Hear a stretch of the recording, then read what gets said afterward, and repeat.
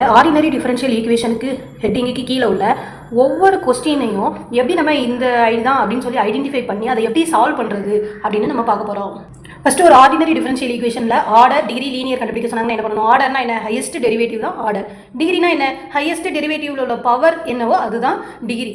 Linear, நான் linear எப்படி கண்டுபிடிக்கிறது? எல்லா டெரிவேட்டிவ்ஸோட டிகிரியும் ஒன்றா தான் இருக்கணும். ப்ளஸ் இண்டிபெண்டன்ட் டிபெண்டன்ட் ப்ராடக்ட்ல இருந்து அதோட டிகிரி ஒன்றா இருந்தால் அது லீனியர். இண்டிபெண்டன்ட் டெரிவேட்டிவ் அது ப்ராடக்ட்ல இருந்து அதோட டிகிரி ஒன்றா இருந்தால் அதுவும் லீனியர். அப்படி இல்லைனாலே நான் லீனியர். நம்ம ஸ்கொயர் கண்ணில் பார்த்தாலே அது நான் லீனியர். ஹோமோஜீனியஸ் எப்படி கண்டுபிடிக்கிறது? அதோட function f of x, y, g of x, y same டிகிரியாக இருக்கணும். அப்படி இல்லைனா நம்ம x equal to tx, y equal to ty substitute பண்ணோம்னா அந்த டீயை வெளியே எடுத்தோம்னாலும் நமக்கு உள்ள அதே equation f of x, y, g of x, y கிடைச்சதுன்னா ஹோமோஜீனியஸ் ஈக்குவேஷன். ஓகே, அது ஹோமோஜீனியஸ் ஈக்குவேஷன் அதை எப்படி சால்வ் பண்ணுறது? y equal to vx போடுறோம், dy yக்கு பதிலாக vx போடுறோம், dy by dx பதிலாக இதை டிஃபரன்ஷியேட் பண்ண ஆன்சரை போடுறோம். இப்படி போட்டு சொல்யூஷன் கண்டுபிடிச்சோம்னா நமக்கு ஆன்சர் வந்துடும். எக்ஸாக்ட் ஈக்குவேஷனை எப்படி நம்ம கண்டுபிடிக்கிறது? அதோட கொஸ்டின் டைப் எப்படி இருக்கும் அப்படின்னா m into dx some function into dx n into dy equal to 0. இந்த ஃபார்ம்ல வந்துச்சுனாலே நீங்கள் எக்ஸாக்ட் ஈக்குவேஷன் கண்டுபிடிச்சு அதோட சொல்யூஷன் கண்டுபிடிக்கணும். அது எப்படி இது எக்ஸாக்ட் ஈக்குவேஷன் தான் அப்படின்னு எப்படி கண்டுபிடிக்கிறது? இந்த கொடுத்துருக்க ஃபங்க்ஷனை ஒய்யை பொறுத்து டிஃபரன்ஷியேட் பண்ணணும்.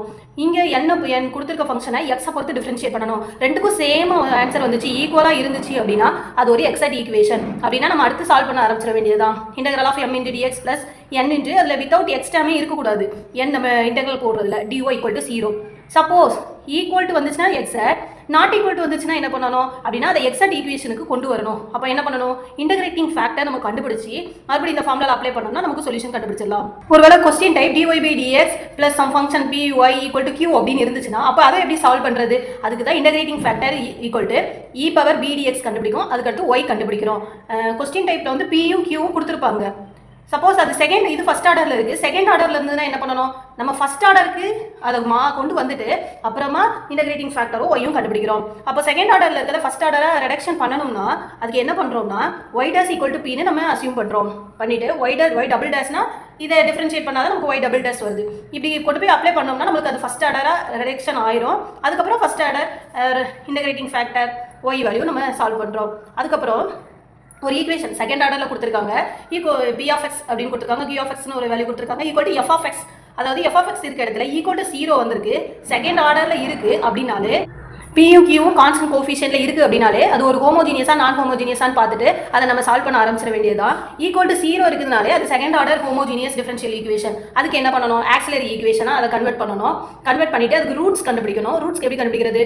m1 not equal to m2 இருந்துச்சுன்னா நமக்கு கண்டுபிடிக்க ரூட்ஸ் ரெண்டுமே நாட் ஈக்குவலாக இருந்துச்சுன்னா, ரியலாக இருக்குது நாட் ஈக்குவலாக இருந்துச்சுன்னா இந்த ஃபார்முலா அப்ளை பண்ணுறோம். ஒருவேளை ரெண்டுமே ஈக்குவலாக இருக்குது, சேம் ஆன்சராக இருக்குன்னா இந்த ஃபார்முலா அப்ளை பண்ணுறோம். ஒருவேளை m1 m2 காம்ப்ளெக்ஸ் ரூட்ஸில் இருக்குது, எக்ஸாம்பிள் ஆல்ஃபா ப்ளஸ் ஐ பீட்டா அப்படிங்கிற ஃபார்மில் இருக்குது, ப்ளஸ் ஆர் மைனஸ் அப்படின்னு இருக்குது அப்படின்னா நம்ம இந்த ஃபார்முலாவில் அப்ளை பண்ணுறோம்.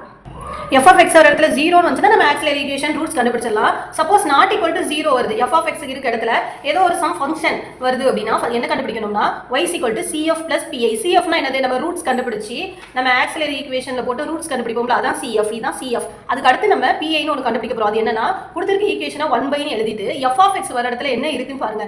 சப்போஸ் அது எக்ஸ்போனன்ஷியல் ஃபங்க்ஷனாக இருந்துச்சு, எக்ஸாம்பிள் e பவர் 3x இருந்ததுன்னா டிக்கு பதிலாக அந்த 3 அப்படி அப்ளை பண்ணி சால்வ் பண்ணிடணும். ஒருவேளை f of xக்கு பதிலாக எக்ஸ்போனன்ஷியல் ஃபங்க்ஷன் இல்லை, சைன் கொசைன் ஃபங்க்ஷன் இருக்குது அப்படின்னா ஏதோ something sign 3x sign 5x அப்படின்னு இருக்கும்.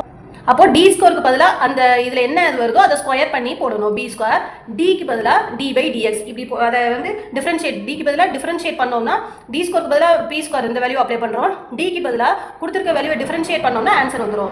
சப்போஸ் அது கொடுத்துருக்க ஈக்குவேஷன் ஒரு பாலினாமியலில் இருக்குது அப்படின்னா கொடுத்துருக்க ஈக்குவேஷனை 1 + r த ஹோல் இன்வெர்ஸ்க்கு கன்வெர்ட் பண்ணி நம்ம இந்த ஃபார்முலாவில் அப்ளை பண்ணாலே உடனே ஆன்சர் வந்துடும். இப்போ method of undetermined coefficient. Method of undetermined coefficient அப்படின்னா எப்படி இருக்கும்னா second order homogeneous equation same like this, அது இதே மாதிரி தான் இருக்கும். அதே போல் அதனால நம்ம இதை வந்து பாலினாமியலில் கேட்டிருந்தாலோ சைன் கொசைனில் கேட்டிருந்தாலோ நம்ம இந்த மாதிரி பண்ணாலே நமக்கு ஆன்சர் வந்துடும். Next one variation of parameters. Variation of பேராமீட்டர்னு கேட்டிருந்தாங்கன்னா y கண்டுபிடிக்கிறோம், cf plus pi கண்டுபிடிக்கிறோம். ycனா எப்போது நம்ம ரூட்ஸ் கண்டுபிடிக்கிறது, ypனா என்னன்னா u1 y1 plus u2 y2.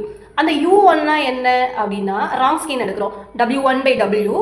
u2 டேஷ்னா என்னன்னா w2 by w.